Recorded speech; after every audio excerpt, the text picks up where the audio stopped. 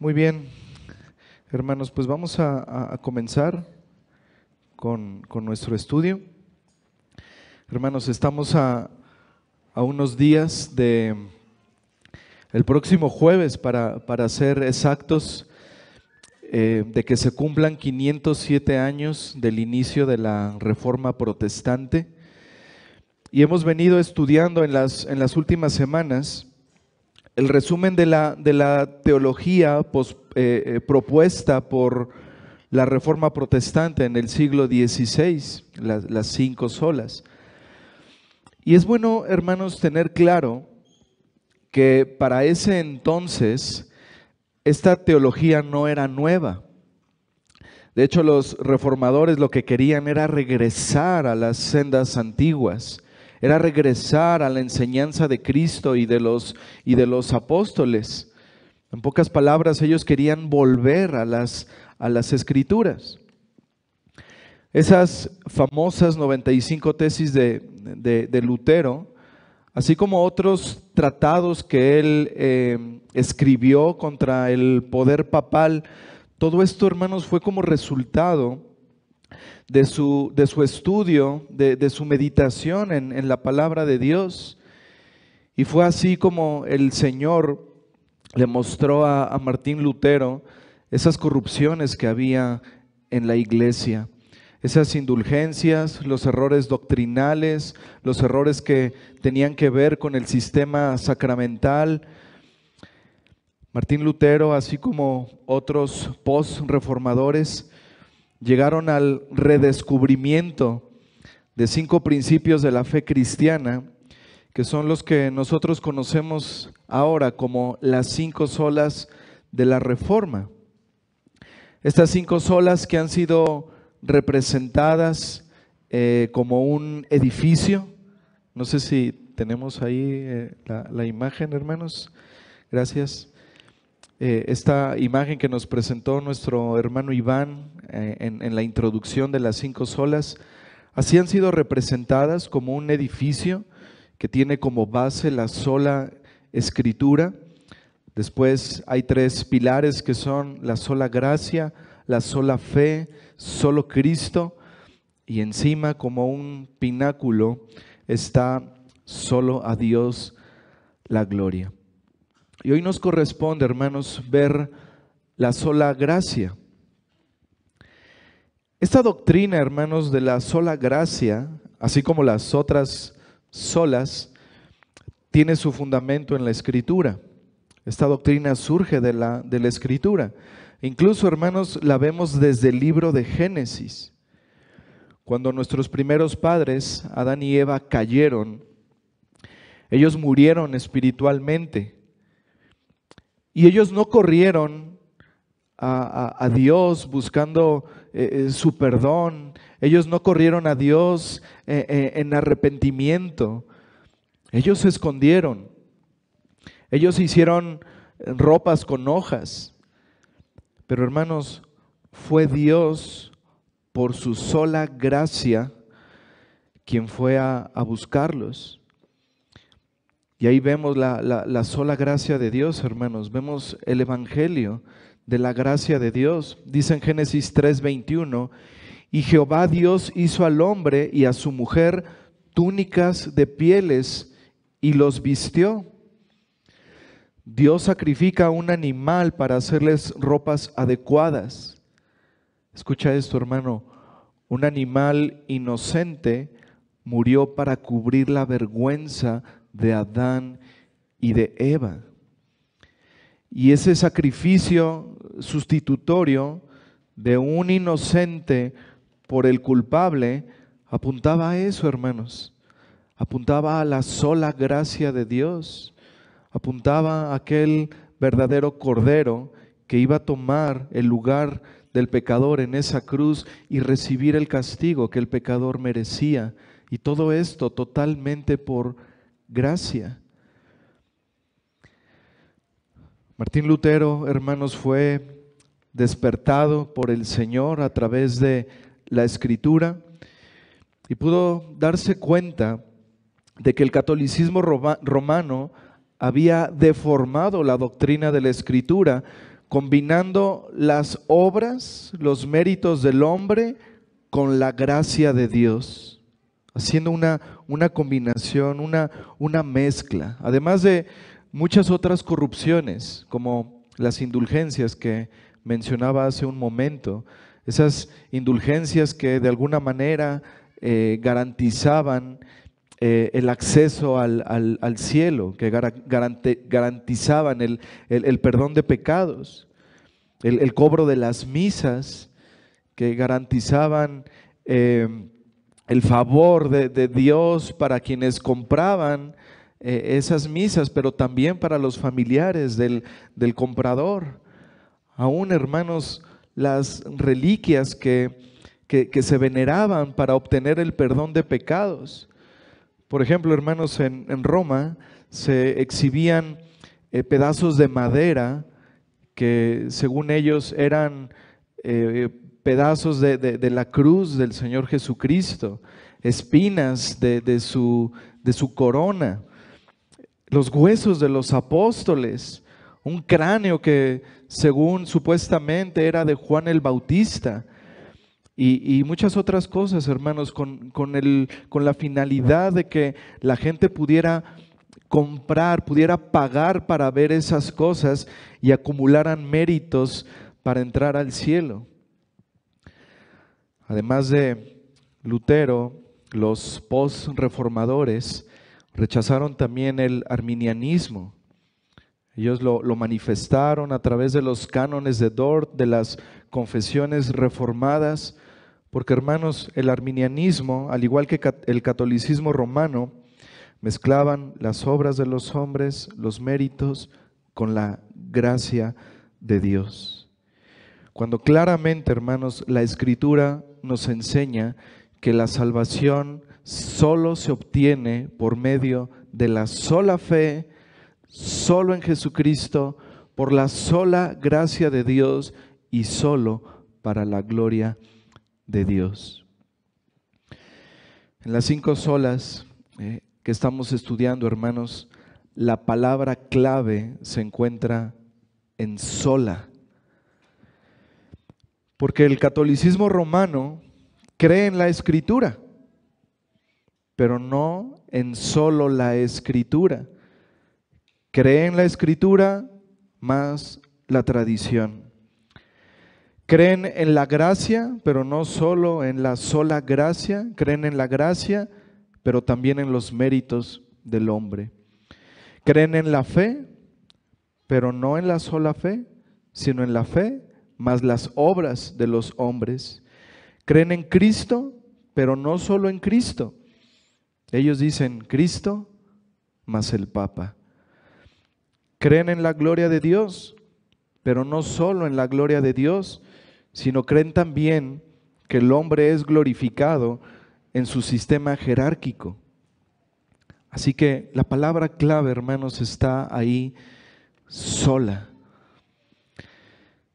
Bien, ahora, hermanos, definamos lo que es la gracia. Vayamos a estas definiciones de lo que es la gracia. La gracia la encontramos en las Escrituras como una de las enseñanzas más importantes acerca de Dios en su relación con su creación. Cuando vemos, hermanos, la enseñanza de las Escrituras sobre la gracia, vemos que tiene un doble significado teológico en la Biblia. Primero, típicamente nosotros sabemos que la gracia se ha definido como el favor inmerecido de Dios. La gracia, hermanos, habla de la actitud de Dios hacia su creación, hacia su pueblo. Y al pensar en la gracia en ese sentido, los teólogos han hecho una distinción adicional entre la gracia común y la gracia especial o la gracia salvífica. La gracia común, hermanos, se refiere a ese favor inmerecido, pero no salvador de Dios hacia la creación caída. Esa gracia común que refrena el mal de los hombres y que permite que los seres humanos podamos vivir en este ámbito terrenal. Por otro lado, la gracia especial o la gracia salvífica se refiere al favor inmerecido de Dios exhibido en y a través de la obra de nuestro Señor Jesucristo.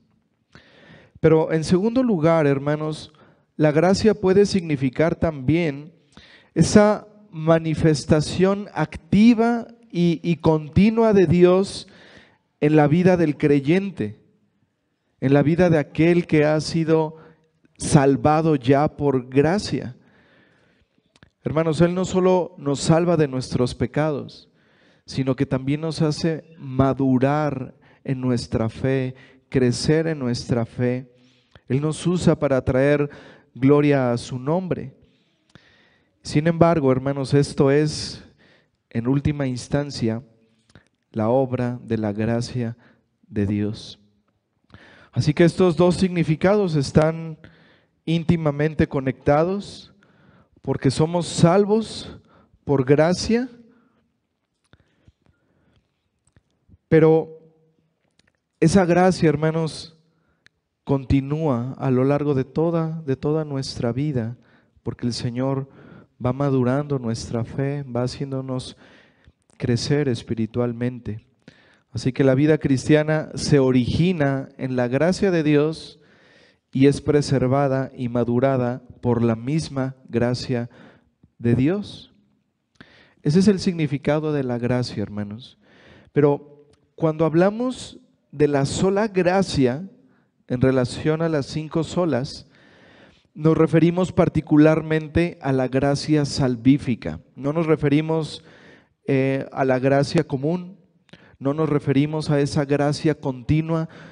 De manera muy particular, cuando se habla de la sola gracia en el contexto de la Reforma Protestante, en el contexto de las 5 solas, nos referimos particularmente a la gracia salvífica. Y miren cómo esta gracia salvífica la han definido algunos hombres, como Arthur Pink.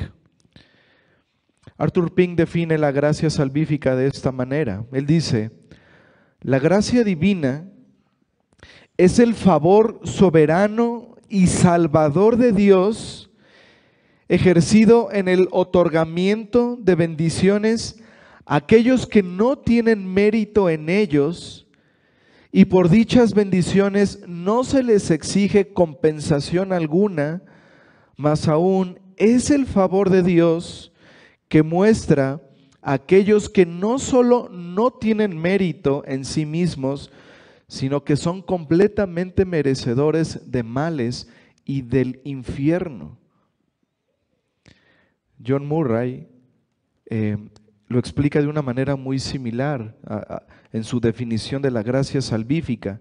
Él dice: no podemos ver a los pecadores simplemente como indignos.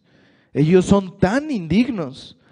La gracia de Dios a los pecadores es, por lo tanto, no simplemente el favor inmerecido, sino también es el favor mostrado a los indignos, es más, mostrado a los que merecen el infierno.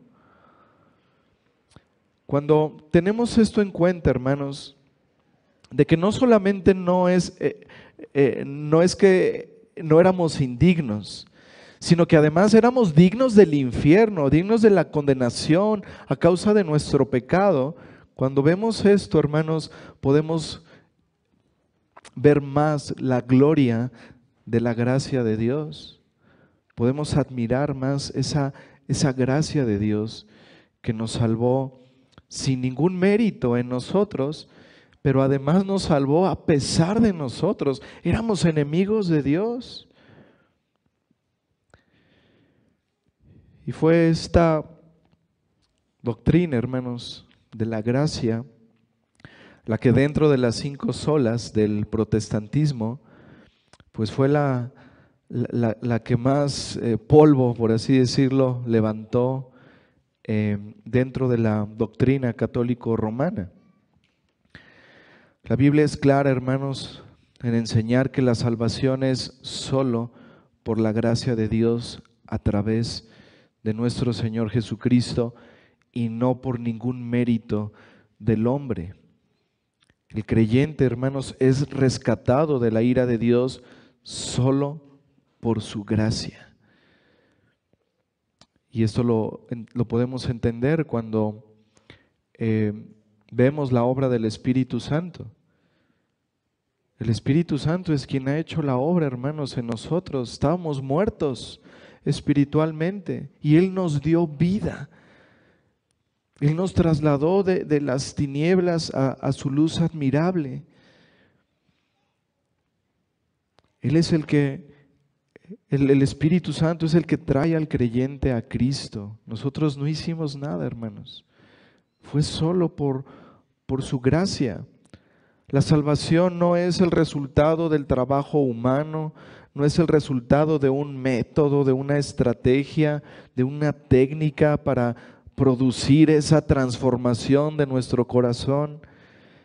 Hermanos, la fe no es producida por nuestra naturaleza pecaminosa y corrupta. La oscuridad no puede traer a la luz por sí misma.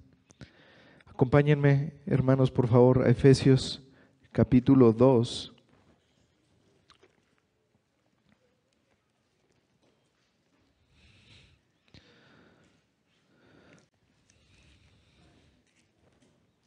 Vamos a leer desde el versículo 1 hasta el versículo 9.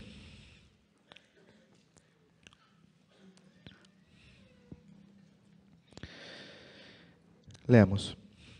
Y Él os dio vida a vosotros cuando estabais muertos en vuestros delitos y pecados,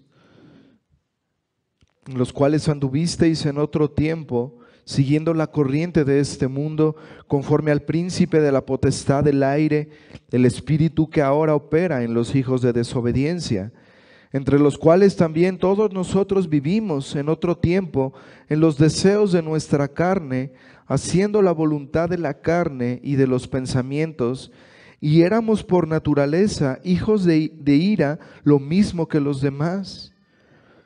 Pero Dios, que es rico en misericordia, por su gran amor con que nos amó, aun estando nosotros muertos en pecados, nos dio vida juntamente con Cristo. Por gracia sois salvos.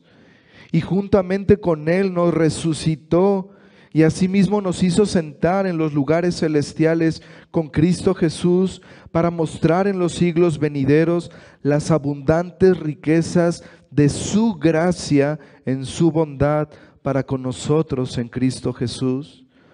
Porque por gracia sois salvos por medio de la fe, y esto no de vosotros, pues es don de Dios, no por obras, para que nadie se gloríe. Porque somos hechura suya, creados en Cristo Jesús para buenas obras, las cuales Dios preparó de antemano para que anduviésemos en ellas. Hermanos, la salvación, como vemos aquí, es un don, es un regalo otorgado por gracia. La gracia, hermanos, excluye la posibilidad de que por las obras el hombre pueda contribuir siquiera a su salvación. Y creo que no hay ningún otro texto en la Biblia que pueda ser tan claro como este, y también como lo dice Pablo a los romanos en Romanos 11:6, cuando dice: pero si es por gracia, ya no es por obras. De otra manera, ya no es gracia. Y si por obras ya no es gracia, de otra manera, la obra ya no es obra. Así que esta doctrina, hermanos, define el fundamento sobre el cual Dios acepta a los hombres. El fundamento sobre el cual Dios otorga el perdón a los hombres. Hermanos, la gracia es lo opuesto al pago o a la compensación. Es completamente lo opuesto. Dice Romanos 4, versículos del 3 al 5. Porque ¿qué dice la Escritura?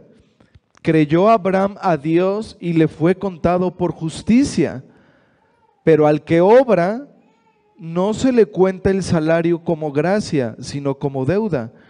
Mas el que no obra, sino cree en aquel que justifica al impío, su fe le es contada por justicia. Cualquier persona que crea que se ha ganado el favor de Dios por su mérito, por su esfuerzo, está hablando de un pago, está hablando de una deuda que Dios tiene con él. Pero la gracia, hermanos, no tiene nada que ver con méritos personales. La gracia, hermanos, solo la puede disfrutar la gente indigna, la gente que no es digna de ese favor, la gente que, además de ser indigna, es aquella gente que aborrecía a Dios, que era enemiga de Dios, que levantaba su puño contra Dios. Así que, hermanos, esa palabra gracia siempre debe llevarnos a pensar que implica algo que recibimos sin merecerlo. Pero no debemos olvidar algo también, hermanos. No debemos olvidar que hubo un pago que fue pagado previamente. Cristo, hermanos, asumió el gran costo de lo que significaba nuestra reconciliación con Dios. El apóstol Pablo dice a los Efesios en el capítulo 2, que acabamos de leer, que el Padre nos dio vida juntamente con Cristo. Y dice, por gracia, ustedes han sido salvos. Hermanos, no es posible despegar, no es posible separar la gracia de la persona misma del Señor Jesucristo. No es posible que las separemos, hermanos, porque es precisamente debido a la obra de Cristo, debido a su sacrificio, que obtenemos la salvación. Hermanos, la gracia no tiene costo para nosotros, pero tuvo un precio muy alto para nuestro Señor Jesucristo, el precio de su propia sangre. A veces trato de explicar el Evangelio de esta manera a los niños, diciéndoles que el Evangelio realmente no es difícil de entender, porque para nosotros el Evangelio es algo fácil que recibimos por medio de la fe, no tenemos que hacer nada. Pero hubo un precio muy alto que fue pagado por nuestro Señor Jesucristo en la cruz. Pero ahora nosotros podemos creer en esa obra perfecta y consumada y descansar en eso. Y es lo único que el Señor nos pide como respuesta a su evangelio: creer, descansar, confiar en lo que Cristo ha hecho. Y por último, hermanos, sabemos que la salvación es eterna, que la salvación tiene un alcance eterno. ¿Y cómo es, hermanos, que debemos ver la gracia en el futuro? Porque la gracia, hermanos, tiene implicaciones en nuestro pasado, como dijimos, tiene implicaciones en nuestro presente. La gracia de Dios continuamente está en nuestras vidas. Por su gracia somos santificados, por su gracia crecemos espiritualmente. Pero hermanos, ¿cómo se ve el futuro de esa gracia en nuestras vidas? ¿Qué es lo que nos espera? ¿Qué es lo que nos aguarda? Bueno, hermanos, de acuerdo con lo que Pablo le escribió a Tito, esa transformación de vida que experimenta el creyente va de la mano con una expectativa del regreso de nuestro Señor Jesucristo. Acompáñenme por favor a Tito, capítulo 2.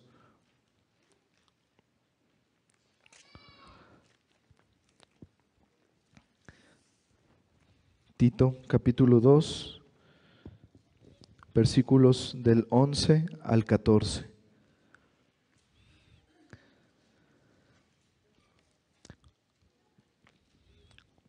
Porque la gracia de Dios se ha manifestado para salvación a todos los hombres, enseñándonos que, renunciando a la impiedad y a los deseos mundanos, vivamos en este siglo sobria, justa y piadosamente, aguardando la esperanza bienaventurada y la manifestación gloriosa de nuestro gran Dios y Salvador Jesucristo, quien se dio a sí mismo por nosotros para redimirnos de toda iniquidad y purificar para sí un pueblo propio, celoso de buenas obras.